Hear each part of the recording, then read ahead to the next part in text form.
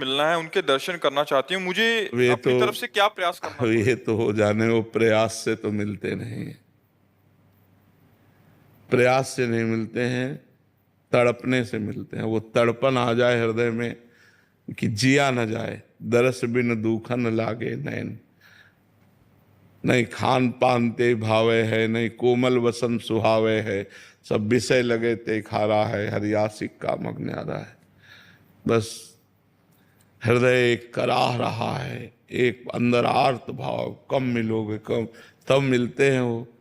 साधन भजन तो तड़पन के लिए है, लालसा के लिए है, लेकिन मिलते प्रभु तभी हैं जब रो रो करके हम उनको पुकारते हैं।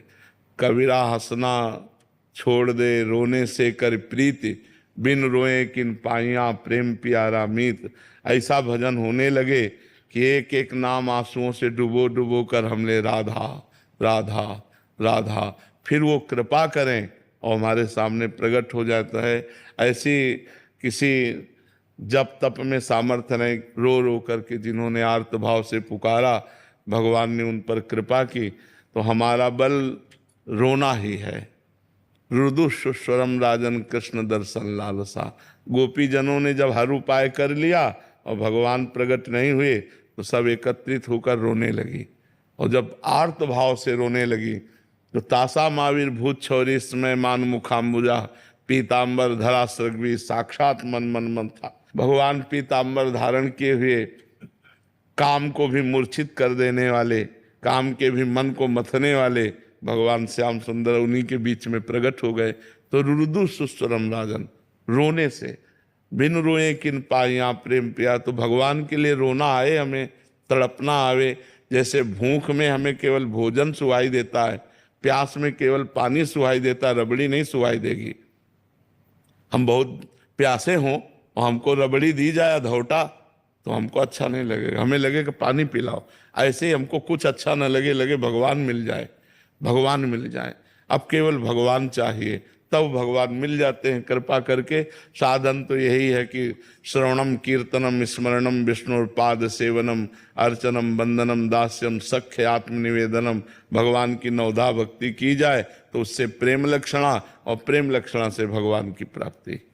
गुरुदेव, निरंतर नाम जप मतलब चिंतन के लिए क्या क्या? निरंतर नाम जप के प्रयास क्या करना चाहिए उसके लिए? अब भोजन शुद्ध होना चाहिए, सात्विक होना चाहिए, आचरण पवित्र होना चाहिए, अधिकतर मौन रहना चाहिए, किसी की निंदा स्तुति न करनी चाहिए, न सुननी चाहिए।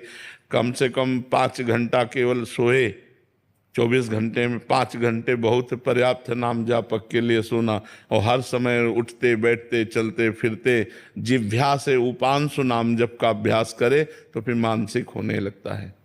नायक विवेक सिंह जी, भारतीय सेना से। जय श्री राधे राधे पूज्य गुरुदेव जी। महाराज जी, यदि मैं मन ही मन नाम जप करता हूँ और होठ नहीं हिलाता, सिर्फ जीभ तालु एवं दंत का स्पर्श होता है, तो क्या वो नाम जप भगवान तक पहुंचता है? हाँ, बहुत सुंदर, बहुत सुंदर, बहुत सुंदर, ठीक चल रहा है। क्या मानसिक जप पूर्ण और सही माना जाता है? हाँ ठीक है, वही पूर्ण है, ये मानसिक ही पूर्ण है। मानसिक तो क्या कहना है, अगर जब चलने लगे मानसिक तो सर्वोपरि मानसिक जप है। जैसे हम राधा राधा राधा राधा राधा, तो ये वाचिक हुआ, ये उपांश हुआ, ये मानसिक है। मानसिक में अंदर चल रहा है, हम सुन रहे हैं, वही राधा नाम देख रहे हैं, उसी में डूब रहे हैं।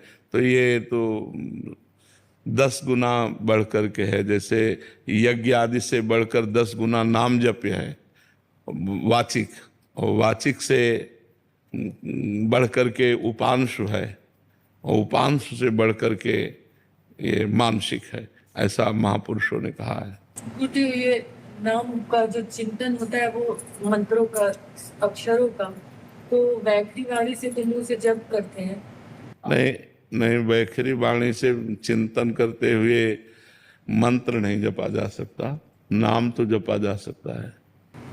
तो जैसे आप कहते हैं कि पश्यंती में जब जाता है तो नाम मंत्र का चिंतन होने लगता है, तो जैसे नाम, ये चिंतन जो है शुरू से प्रयास करना पड़ता है या जब उतर जाता है नीचे तब उसका चिंतन होने लगता है? वैसे प्रयास भी करना पड़ता है, और जब उतना जप हो जाता है उपांश तो अपने आप वो मानसिक में आ जाता है।